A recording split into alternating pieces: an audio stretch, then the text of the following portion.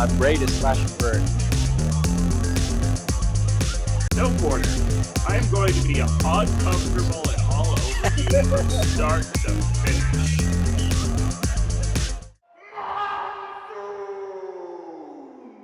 Hello, everyone, and welcome to another episode of Outside of the Box. And as I'm sure you can imagine, I am really excited for this episode because I get to talk to two of my favorite people in combat robotics, Tom and Sarah from Monsoon. Welcome back to the show.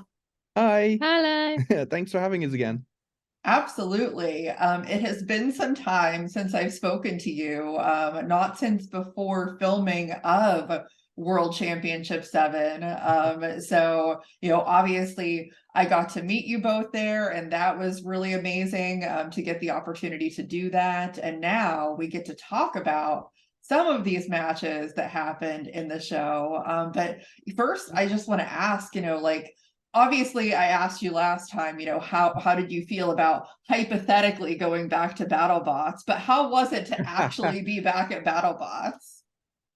Oh, it was amazing. Yeah, it was like being back with the family. Like the welcome, just walking through the, into the pits the first time was incredible, and it was just great. It was awesome just being amongst, our friends again. So yeah. We said we wouldn't believe it until we had done the COVID tests on day one that all the teams had to do. That was the thing. Yeah. Before you walk into the pits for the first time, we all had to do these COVID tests. So we had to do the tests and then stand outside for like 20 minutes until we got the green light on our phones. That was a really scary bit of time for us. Yeah. We've done, 2 flights because we had to get a connecting flight. Yep. And was it the day before or 2 days before? We'd been to a wedding. Yeah. With like a few hundred people. So that was fun. It was all fine though. Yeah, we got in. That's good. I'm sure that there was a lot of holding your breath. I know even for me, because like everybody that went into the pits had to do it, myself included. And I was looking at my boyfriend and I'm like, I think we're gonna be okay. Like you just don't know. Yeah, it was a bit nerve-wracking, definitely. Yes. Well, yeah, that definitely had to be exciting. In those first few days, was it a lot of like focusing on your own setup, or was it also a lot of just going around and like chatting with people that you hadn't seen in so long? Oh, it was just great to talk to everybody. Like when we got there, it had literally been at that point like 3 years, right? Yeah. Since 2019's filming? Yeah, 2019 was filmed in April as well. Yeah. So it would have been April 2019 to October. Yeah, like over 2022. Literally over 3 years. Yeah. Yeah. Wait, no, sorry. Yeah. Yeah. Over 3 years. Yeah, 3 years. Yeah, of course. Wait a minute. Yeah, no, it was great. And those first few days, unpacking and just chatting to everybody. Those first few days before the fight start are in some ways like the best time and filming, just because there's no pressure yet. Well, the pressure is building, but there's no repairs to do yet. It's just a case of get the robot through safety, chat to people, settle in, interviews here and there, but it's mostly just a really nice chilled time. I think it's Rory's favorite time in all of filming as well. Yeah, he gets to help every robot set up. Yeah. Yeah, it's so funny because I think like those first 3 days are very different than like when I was there, which was the last 3 days when everybody's super serious because it's tournament time and you have to make sure like you have everything dialed in. So yeah, it's just an interesting juxtaposition of the beginning versus the end. Yes, those last few days are always super, super busy. And especially because this season they did the Slugfest filming in the last like 2 or 3 days, I think. And that was chaos for everyone. Yeah, I think that's been announced, hasn't it? I don't know. Yeah, everybody knows that's pulling that. Yeah, it's a thing. Everybody knows. Slugfest in the last like 2 or 3 days is always hectic for everyone that does it. So it's super busy throughout, really. Yes. Yeah, it makes a change from the previous filmings where like if you'd gone into the tournament or you didn't get into the tournament, it's like let's enjoy the tournament. But no, if you're out the tournament early enough, they get you to do the Slugfest. So yeah. Yep, exactly. There's not many teams that really get a break there. But we'll we'll kind of go back to earlier in the season and go back to your first fight against Black Dragon. And I have to add that, like, it's so crazy with your team, because I think of any team that I can think of, like, you could easily be 3-0 at this point. Like, both of the matches that you lost were so close. So it's crazy to think about how different that could be. But you know, that Black Dragon fight, obviously, so like back and forth. You know, for a while there, I was like, yeah, like Monsoon absolutely has this, and then things kind of went the other way. Yeah, so I think I put up a little video a few weeks ago of the Black Dragon fight, and basically what happened is we sucked up a bolt into the weapon. I'm not sure if you've seen it, but you can see it's so clear as well. It was one bolt getting sucked up into the weapon. So when the fight ended, one of the Black Dragon guys came up to us and showed me on his phone, like, hey, you know, you've seen this, right? And he showed me the clip, and they're the guys that actually filmed that little clip. So cheers, guys. But to be fair, if the robot's going to have an issue in a fight, I'd rather it be something super, super obvious, like a bolt getting sucked in. If it's just some kind of odd electrical failure, then that can often be really hard to diagnose. But at least with this, it was something super obvious that we can fix. So after this fight, I actually cut out and welded on some like rectangles to go over the weapon motors. So hopefully that doesn't happen again. Yeah. I mean, you know, what was your strategy going into that? Because I don't think that you'd ever fought Black Dragon before, and obviously, like, they have like a crazy powerful robot. You know, they know how to design those robots down there in Brazil. So like, what was your like thoughts and strategy even going into that? Yeah, do you want to take it? Yeah, you can. What was the strat? I mean, Spin up and hit them. Spin up and hit them, really. That's so. I think with Black Dragon, they're a fearsome robot and an absolute tank. But with Monsoon, our advantage is the weapon reach. So we went into this fight deliberately using our shorter forks so that we could get our weapon out front all the way and ideally hit them before they hit us. So as long as our weapon's up to speed all the way, even if we go weapon on weapon, in theory, we should be able to catch them and send them tumbling. And to be fair, I think we were winning that fight up until we weren't. I think we were winning the exchanges, and then we know we got close the to their weapon drive died. because they showed us like where we had hit them on the rear armor part, and I think one of their rear drive motors was a little bit damaged. Yeah, we were like an inch from taking out that motor, I think. Yeah, it was super, super close. But no, to be fair, overall, I think it was a really good fight to break the robot in. It's a shame that we lost it, of course, but close. It was super close. Yeah, definitely not too upset about that one. But I think our draw in general was quite like challenging, I suppose. Really, it was a good mix. I think it was for a lot of teams, but I think part of that was intentional. You know, you want to make it super competitive, and I think that it has been. Oh, absolutely. Like at BattleBots, you're in a field with literally the 50 best robots in the world, and there are no easy draws. I can't think of a single robot that had an easy draw. None of them. So it was a tricky one, but it was definitely a good first fight to break the robot in. I think. And I think it was definitely.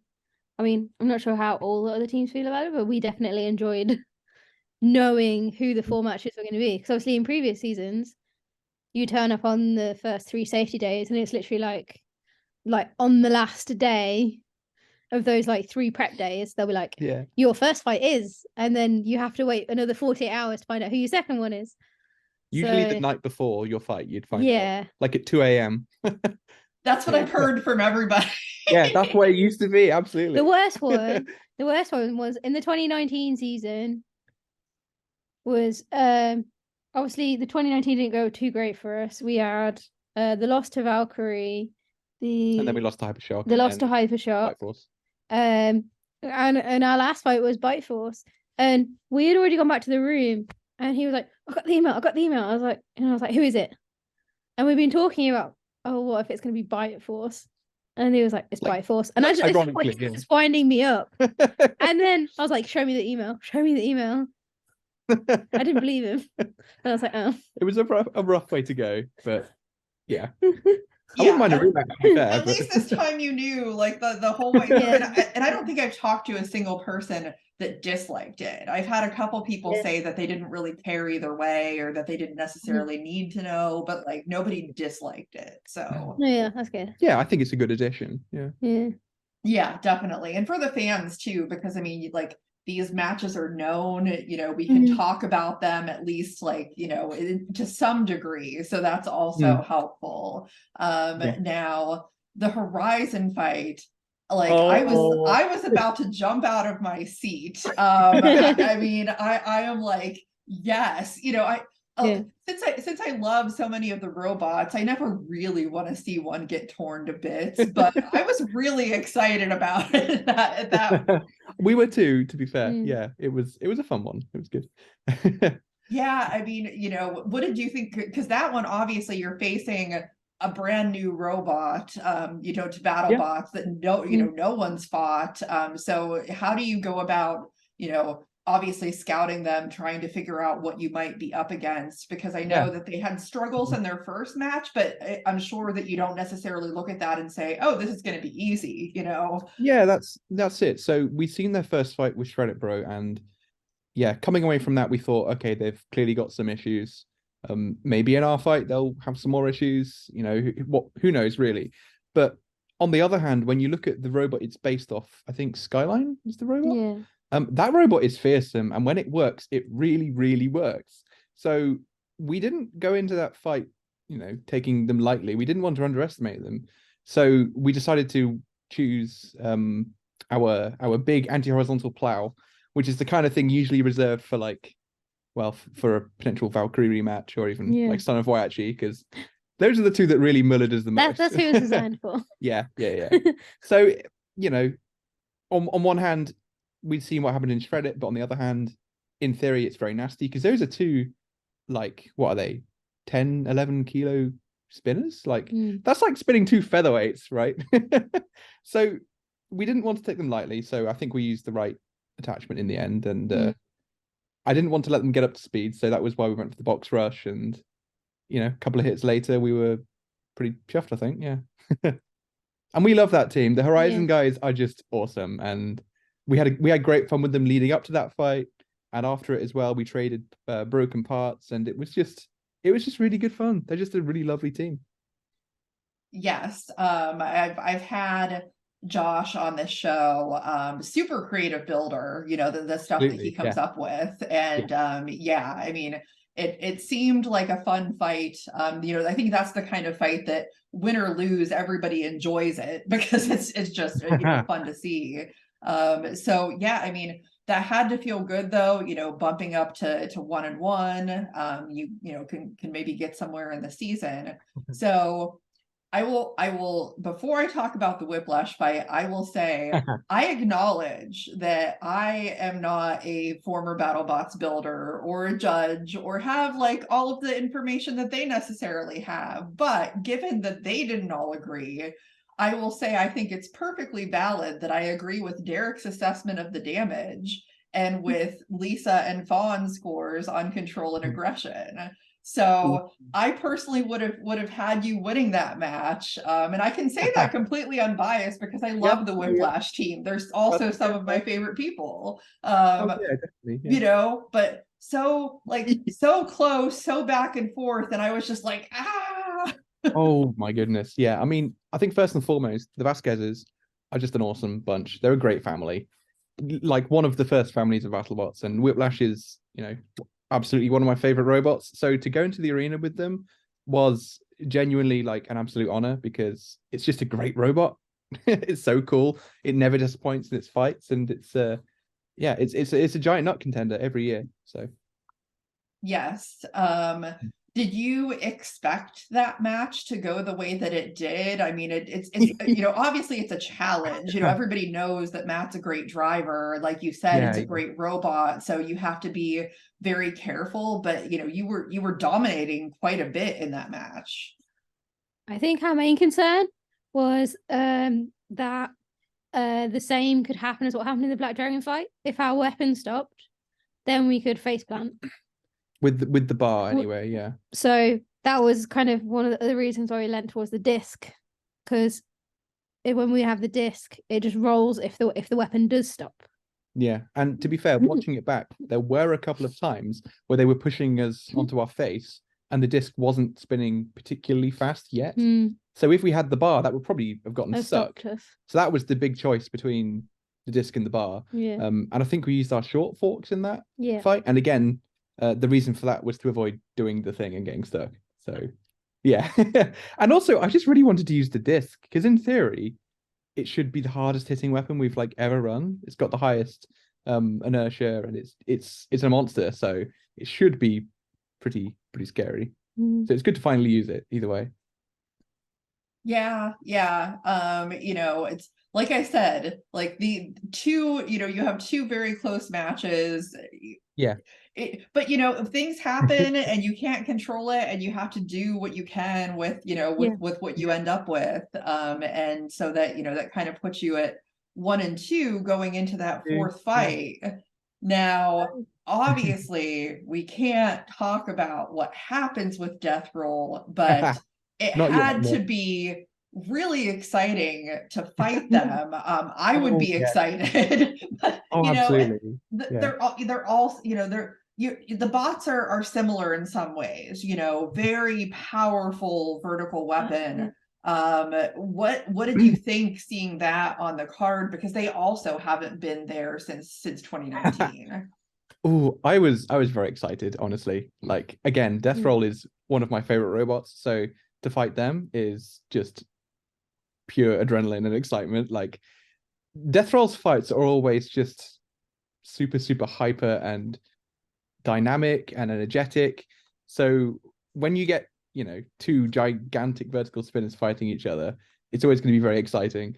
And in some ways, I think I'm quite glad that this was our last fight, because if it goes horribly wrong and we get absolutely wrecked, then it was our last fight anyway. So to be fair, that was also another reason that we used our appeal in our third fight, because we all kind of agreed that either way, our fourth fight isn't going to the judges. So there's just no way. There's no way. But no, DeathRoll is another interesting one because we both come from similar positions in terms of like our builds. We both, couldn't go to the last 2 seasons. And they're again one of those robots that was built and had to evolve with the competition. And I feel like at this point we have kept up with the competition. And DeathRoll, on the other hand, I would say, how do you describe DeathRoll at this point? Needs forks. It needs forks. That was the thing. Yeah, to be fair. So I really like that DeathRoll hasn't tried to play the ground game. I think that's really commendable. But going into this fight, we knew that we had the ground game and they didn't. So I think our thinking at this time was, as long as we have something ground scraping, we should be all right. But we'll see what happens.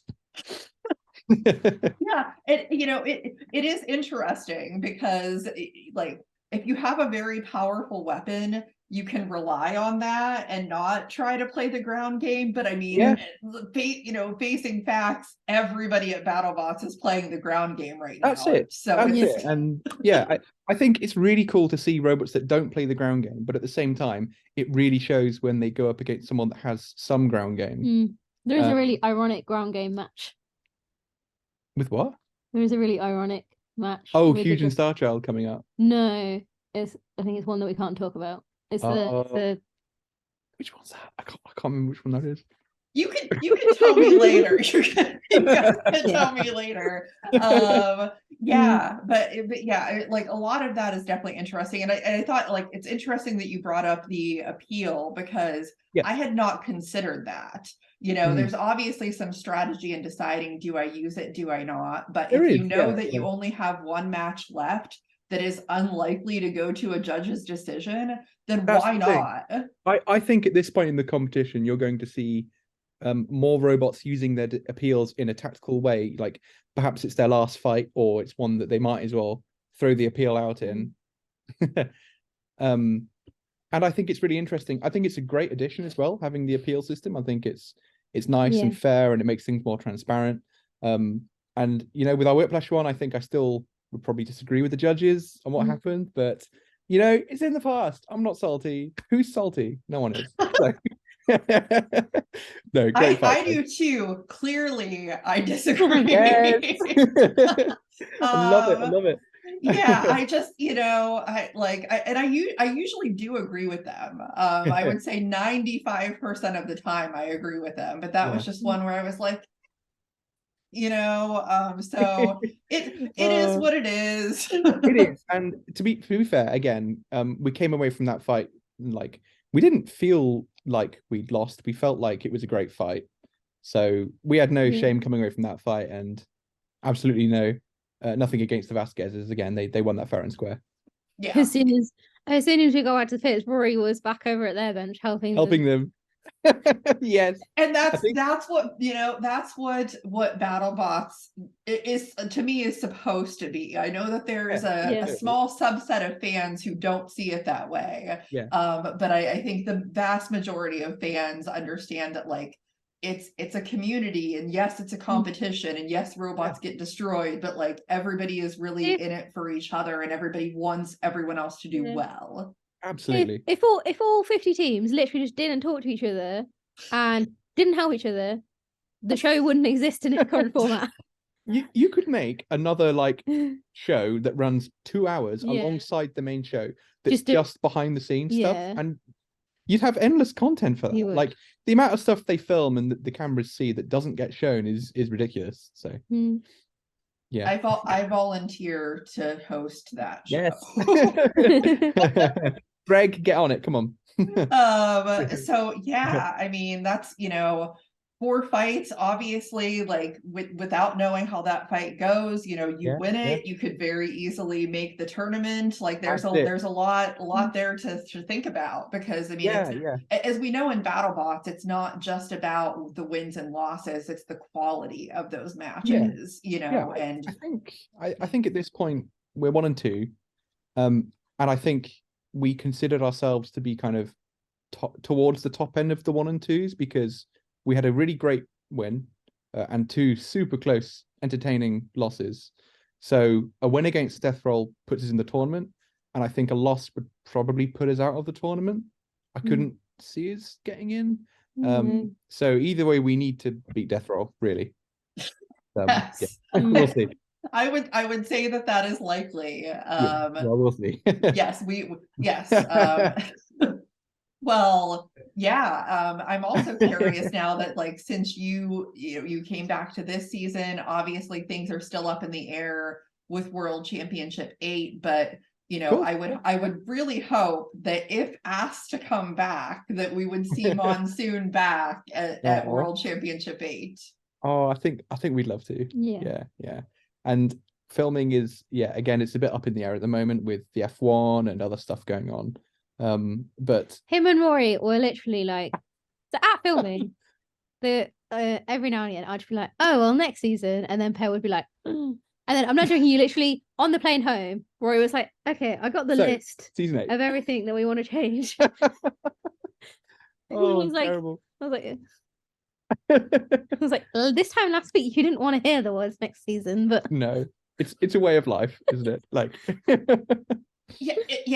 I'm starting to learn this now. You have to kind of plan for it, but then you never know when it's going. It's very always up in the air. Yeah, we haven't, because we don't know when it's gonna be or if it's gonna be. We're not planning holidays. Stuff. We haven't been able to plan a summer holiday.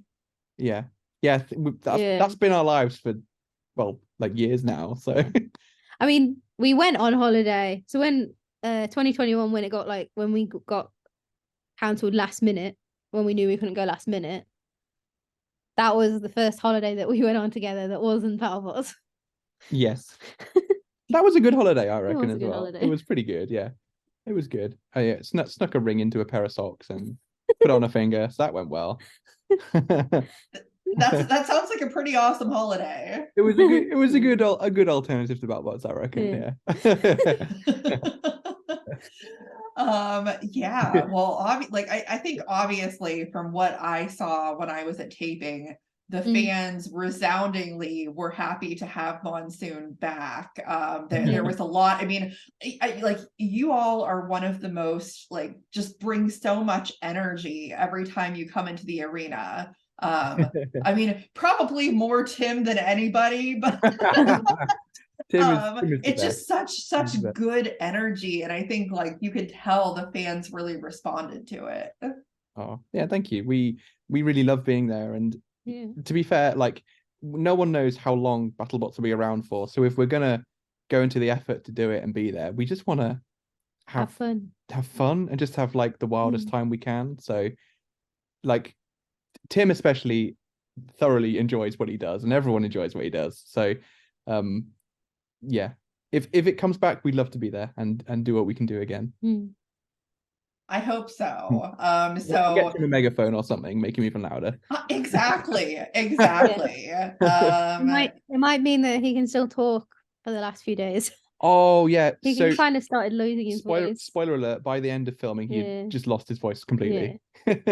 Not even just like doing the shouts, like in between fights we'd often go around the front of the tent and just like meet the audience that were coming in and out, and Tim would always come and do his shouting and meeting people, and yeah, we just had the best time. Yes, absolutely. And to steal a bit from Sarah Mallion, if Monsoon is not in World Championship 8, I will riot. Oh, well, if BattleBots will have us, we'd love to be there. So yes, absolutely. Well, yeah, so very exciting. Very much looking forward to that last match and hopefully additional matches that may or may not happen. But the fans love Monsoon. So excited to have you both back on and talk to you now for a quick new thing that I'm doing on my show, because I'm like, this is an important thing. Plug your sponsors. Let everybody know who sponsors Monsoon. Okay. Sponsors. Yeah. So big shout out to our sponsors. Okay, we've got Lyra Electronics. That's a company that me and Rory work for. They're great. AT&G DataNet, that's David's company as well. Yeah, I do 5 bit. Tramper boards make fantastic speed controllers and motors for skateboards and robots. They're great. K-Cut, one of our longest running sponsors that do water jetting in the UK. Who else? Genzace. Genzace makes some great lipos. Thank you, Genzace. We love you. And thank you, Genzace, for sticking with us for like 3 years. Because we've had some of these sponsors since 2020. And some have come, some have gone, but the ones that have stayed have been awesome. So and 3D filler print. 3D filler print as well. Yeah. They're the latest edition. Great for 3D printers in the UK and filament and stuff. I think that's it. This will be 6. We have to get them all. Armfield. That's Tim's company. Tim's company, Armfield Engineering. Thank you for you guys as well. So yeah, I think that's all of them. Yeah. AT&G and Monsoon Robotics. He's just adding that. The best merch. Yeah, and now this is a warning to anybody on Teams that's watching this. Now, if you come on my show, you have to play the game of, can I remember all of my sponsors? Can we remember? I think we got them all. Yeah, I really hope so. That's all of them. I think we're good. Yeah. I was remembering them in the list that they go on the website. Yes. Yeah. Awesome. I actually wrote them all on the social media post, but it's got to the point where I kind of. She's the best. I find a previous one and then copy and paste it from that, because Sarah is head of Team Monsoon social media. It's too much, all the emojis and the hashtags and the. She does a fantastic job. I know plenty of people that remark on like the level of engagement on Team Monsoon social media. So that's great, because fans love that, like that's a big like unique thing about BattleBots is the engagement. Like you can't watch a TV show and just engage with the people on the TV show. Like it's, this is very different from most things. Yeah, like to be fair, I've come to like Robot Combat purely as a fan to start with. So knowing that I can interact with like the fans, and that when I was more of a fan, I can interact with the teams, was a really big deal. And it's just great fun to talk to them. And every now and again, like if I've liked a comment on a Twitter post, I'll get a reply and be like, Monsoon liked my comment. Yes, and I can appreciate that, as you know, that before I started this show, and I would just, I'd be like, oh Yeah. wow, that's so cool, like the team's interacting. And obviously now it's a little bit different for me. This is a normal thing in my life, but it's still very much appreciated. And I appreciate it on behalf of like all the fans that don't get the access to teams that I do. So but yes, very cool. And I want to thank my subscribers, because I have subscribers, not sponsors, but all of my subscribers are amazing. I know that includes a lot of builders. So thank you to everyone who supports the show and who supports combat robotics, because we just have to keep it growing. So it's very important. But thank you, and just keep liking, subscribing, all that good stuff. Share the show, tell your friends, all that. And we'll see you next time on the show. Yeah, thank you so much for having us. And Yeah. anyone that's not subscribed, get subscribed right now. Get Click on that red button. subscribed. Click on Need it. to get to Click on 500. it. Do it.